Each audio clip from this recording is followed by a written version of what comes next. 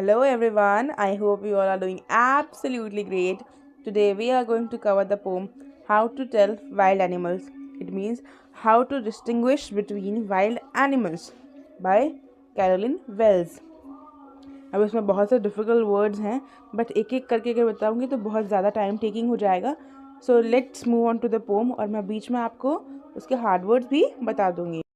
If ever you should go by chance to jungles in the east, and if there should to you advance a large and tawny beast, if he roars at you as you are dying, you will know it is the Asian lion. सबसे पहले यहाँ पे first word आता है advance. यहाँ advance का मतलब है फेस करना. Next word that is tawny. Tawny का मतलब होता है येलोइश ब्राउन कलर. ठीक है, तो पोइट क्या कह रहा है? पोइट कह रहे हैं कि अगर बाय चांस आप कभी ईस्ट के जंगल में जाते हो या आपका ईस्ट के जंगल में जाना होता है और आप एक बड़े और येलोइश ब्राउन कलर के एक जानवर से मिलते हो या फिर उसका सामना करते हो, और जब आप अपनी लास्ट ब्रीद ले रहे हो, आप अपनी आखिरी सांसें ले रहे हो या आप मरने की हालत में हो और वो जानवर आप पे दहाड़े, तो आप समझ जाओगे कि वो कौन है. वो एक एशियन लायन है. ठीक है, moving to the second stanza. और if sometime when roaming around, a noble wild beast greets you with black stripes on a yellow ground, just notice if he eats you. This simple rule may help you learn the Bengal tiger in discern. अब इसमें कुछ जो hard words रहेंगे. वो first है Nobel. Nobel का मतलब ऐसा होता है जो बहुत समझदार या महान हो, पर यहाँ पे हम इसे डिनोट करेंगे बड़े से. ठीक है, in size. Another word is discern. Means आप किसी चीज़ को पहचान जाओ, रिकॉग्नाइज कर लो या परसीव कर लो कि हाँ ये तो वही है.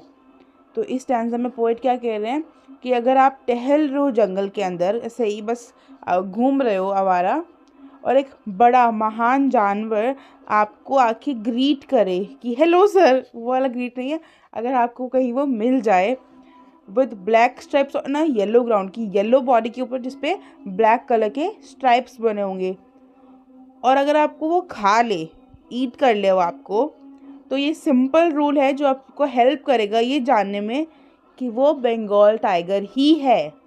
Is it clear? The third stanza.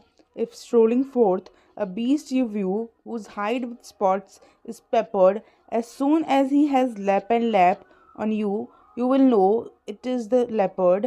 It will do no good to roar with pain. He'll only lap and lap again. सबसे पहले स्ट्रोलिंग. स्ट्रोलिंग का मतलब होता है टहलना.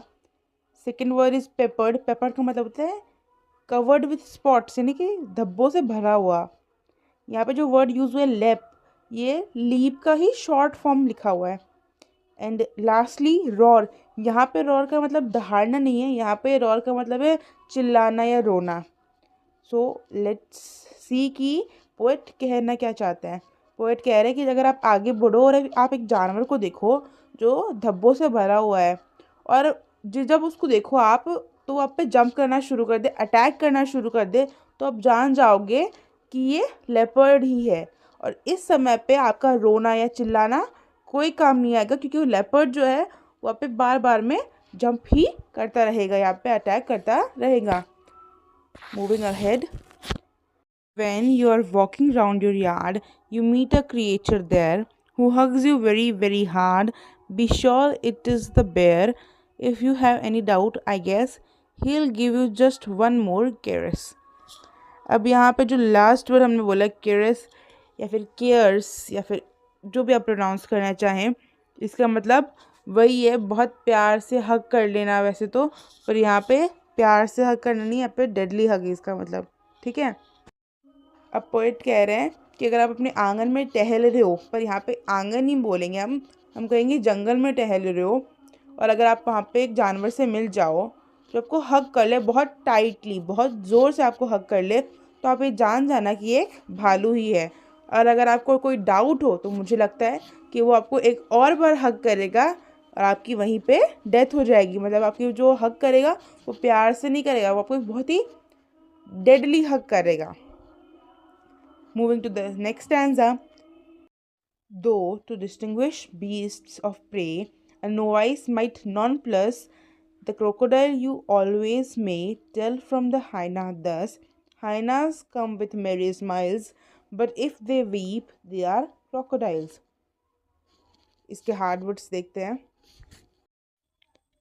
फर्स्ट वर्ड इज प्रे, जिसका मतलब होता है शिकार. सेकेंड वर्ड इज नोवाइस, मतलब नौसिखिया. And last word is nonplus, जिसका मतलब होता है हक्का बक्का रह जाना या हैरान हो जाना. तो ये पूरा स्टैंजा क्या बोल रहा है कि अगर एक कोई नौसिखिया होगा तो वो हैरान हो जाएगा या घबरा जाएगा कि वो डिफ्रेंशिएट कैसे करे इन शिकारियों में. लेकिन कोई एक्सपीरियंस्ड बंदा है तो वो क्या बोलेगा कि आप क्रोकोडाइल और हाइनाज में इस तरीके से डिफ्रेंशिएट कर सकते हो. किस तरीके से? इस स्टैंजा की लास्ट 2 लाइन्स जो बता रही है हमें, हाइनाज कम विद मेरी स्माइल्स. ये जब हाइना आते हैं तो वो बहुत हंसते हुए आते हैं, बहुत स्माइल करते हुए आते हैं. लेकिन अगर वो रो रहे हैं तो वो कौन है? क्रोकोडाइल्स हैं. Is it clear? Moving to the last stanza. The true chameleon is small, a lizard sort of thing. He hasn't any ears at all and not a single wing. If there is nothing on the tree, it is the chameleon you see. Poet कह रहे हैं कि chameleon, जो कि एक बहुत ही छोटा छिपकली जैसा जानवर होता है, उसके ना कोई कान होते हैं और ना ही कोई पंख होते हैं. और एक पेड़ पर अगर कुछ भी नहीं है तो डेफिनेटली वहाँ एक कमेलियन होगा. क्यों? क्योंकि कमेलियन जो है उसका एक डिफेंस मैकेनिज्म होता है जिसे कैमोफ्लेज कहते हैं. वो अपने हैबिटेट के अकॉर्डिंग अपने कलर को चेंज कर लेता है. So I hope you all understood the whole poem. It is all about wild animals और उनका डिफ्रेंसिएशन और उनका आइडेंटिफिकेशन. ठीक है. I hope you all enjoyed the video. Thank you so much. Have a great day. Bye bye.